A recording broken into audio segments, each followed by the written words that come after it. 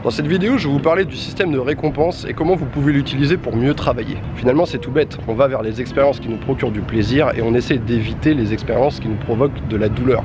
Si vous regardez les êtres humains, l'espèce humaine, et d'ailleurs c'est un truc qu'on partage avec tous les mammifères, c'est qu'on fonctionne à la récompense. Système de récompense et d'évitement de la douleur.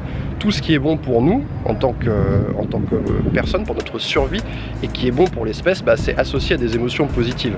Manger de la nourriture, ça nous provoque du plaisir.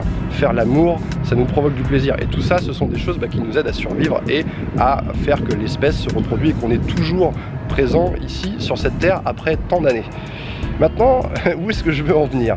Je suis pas là pour refaire la jeunesse de l'être humain et vous expliquer comment on fonctionne, mais pour vous donner un conseil très simple que vous pouvez utiliser dans le cadre de votre travail. Avant, j'étais vraiment un mauvais salarié. Wow. Pourquoi je faisais du mauvais travail? Parce qu'il n'y avait rien pour me motiver. Alors vous allez me dire, oui, il y a ta paye, mais ta paye, elle va tomber quoi qu'il arrive. C'est écrit dans le contrat de travail, je suis en CDI. Et la deuxième chose qui pourrait motiver, c'est le week-end. Mais pareil, c'est la même chose, c'est dû, le week-end il est dû. Ça fait partie de mon contrat de travail, on ne peut pas me l'enlever. Alors maintenant quoi? Qu'est-ce qui va faire que le lundi, j'ai envie de tout donner pour la boîte, j'ai envie de me déchirer, de faire mon travail comme il faut? Rien. Alors ça c'est quand j'étais salarié. Maintenant que je suis entrepreneur, j'ai cette problématique de devoir faire un grand nombre de choses tous les jours, de devoir travailler énormément, de faire des vidéos, d'écrire des articles, de faire des coachings, de faire toutes les choses nécessaires au fonctionnement de ma boîte.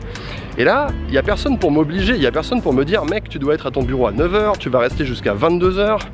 Et du coup, c'est difficile. J'ai besoin pour faire mon travail d'avoir quelque chose qui me stimule. Et pour ça, je me suis rendu compte d'une chose au cours de ces 8 dernières années, c'est que j'ai un petit peu changé ma façon de fonctionner et je me suis mis à utiliser pour faire du bon travail la récompense. Finalement, je vais utiliser la notion de plaisir qui est assez basique pour m'aider à bien faire mon travail. Il y a certaines personnes qui vont dire ouais mais toi t'en as pas besoin, t'es entrepreneur, tu fais ce que t'aimes, tu vis de ta passion. Mais en réalité, quand on est entrepreneur, on a beau faire ce qu'on a choisi de faire, ça n'empêche qu'on va avoir des journées de merde, il y a des matins on va se lever, on va avoir la flemme, on va être malade, les éléments extérieurs vont se déchaîner contre nous quand c'est pas la météo, quand c'est pas le connard de banquier, quand c'est pas les grèves, etc., etc. Donc en fait, on a aussi des journées de merde et on a également besoin de quelque chose qui va nous driver, qui va nous forcer à faire du bon boulot. Le salarié c'est pas pareil, lui il n'a pas besoin de faire du bon boulot. S'il fait du bon boulot, tant mieux pour lui, peut-être que ça va l'amener à une promotion, mais il a une obligation, il doit être là le matin à 9 h 30 et il peut pas partir avant 18 h, qu'il est obligé d'aller à son travail. Moi il n'y a personne qui va venir me sortir de mon lit et qui va m'obliger à travailler. Une chose qui fonctionne pour moi, alors je dis pas que ça va fonctionner pour vous en tant qu'entrepreneur, mais en tout cas moi ça fonctionne du feu de Dieu, c'est que j'ai repensé complètement la notion de congé et de week-end. Pour moi, le week-end, c'est pas une chose qui est intéressante parce que qu'est-ce qui va se passer? Quand je reste ce week-end à Paris, je vais sortir vendredi soir, je vais sortir samedi soir, je vais claquer un fric monstre, voilà, parce qu'on est à Paris et que ça coûte hyper cher.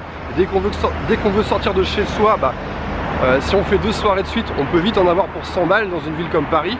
Je vais me mettre une caisse, du coup le dimanche je vais avoir la gueule de bois et le lundi je vais être dans une espèce de spleen baudelairien qui fait que je vais mettre une demi-journée à pouvoir me remettre au travail. Donc pour moi c'est pas une chose qui est intéressante le week-end, ça vaut pas le coup en fait.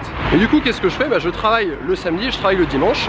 Alors je vais pas nécessairement me faire des journées de 12 h le samedi et le dimanche, je veux aussi profiter un petit peu de mes amis et avoir une vie sociale. Mais je vais quand même travailler ces jours-là. Et ce que je vais faire, c'est que au lieu de faire 2 jours de coupure chaque semaine, en fait je ne vais jamais m'arrêter de travailler. Et je vais essayer de me mettre une grosse récompense. Et une grosse récompense pour moi c'est quoi? C'est de prendre un avion, c'est d'aller quelque part où il fait beau et de passer quelques jours. Ça pour moi c'est beaucoup plus stimulant que de rester un week-end à Paris. Et c'est quelque chose qui fonctionne. C'est quelque chose qui me permet de travailler pendant 1 mois, voire même plus, 1 mois et demi, 2 mois, sachant que j'ai cette grosse récompense à la fin.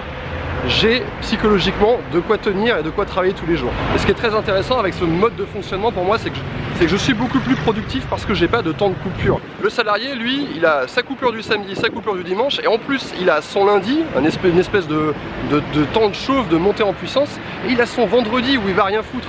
Thanks God it's Friday. Et en fait, finalement le mec qui est en CDI il va bosser uniquement que mardi, mercredi et jeudi. J'ai réagencé aussi mes journées parce que j'ai pas envie que mes journées ce soit 2 blocs de 4 heures séparés par une pause repas. Ce que je vais faire en fait, c'est que je vais utiliser mon rythme naturel, à savoir que le matin quand je me réveille, je suis peut-être moins concentré mais j'ai plus de patates, j'ai plus d'énergie. Donc je vais essayer de faire les choses qui sont plutôt opérationnelles et qui sont plutôt chiantes. J'ai envie de démarrer ma journée par les trucs en fait les plus compliqués et que la difficulté elle aille pas croissante mais qu'elle aille décroissante. Donc en fait je prends les trucs qui me plaisent le moins le matin, qui demandent le plus d'énergie, de concentration, de patates, et ensuite je vais progressivement vers les choses qui me font le plus plaisir et qui sont les plus créatives.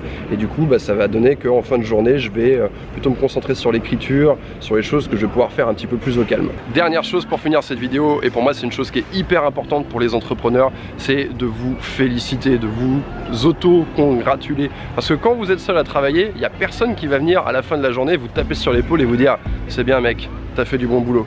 Donc ça finalement vous devez le faire vous-même, ou alors avec votre collaborateur si vous avez la chance comme moi de travailler à deux. Moi je travaille avec mon frère. Donc ce qu'on fait c'est qu'à la fin de la journée on prend un petit peu de temps et on revient sur ce qu'on a fait aujourd'hui. Ah moi aujourd'hui j'ai fait ça, ça, ça, ah c'est cool, c'est bien, on a bien avancé. Toi t'as fait quoi? Moi j'ai fait ça, ça, ça. Ah voilà c'est bien, on a fait une bonne journée.